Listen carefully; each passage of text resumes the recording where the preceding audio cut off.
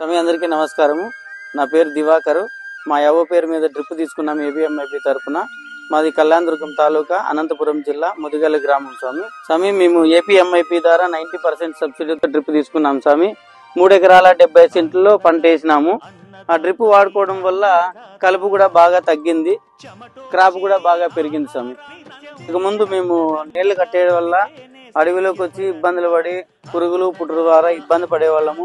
ఇప్పుడు ఈ డ్రిప్ ద్వారా మేము ఇంట్లోనే ఉండి పంట పండించుకుంటున్నాము. పంట క్రాప్ కూడా బాగా వస్తా ఉంది. డ్రిప్ నుంచి చాలా ఉపయోగం ఉంటుంది స్వామి.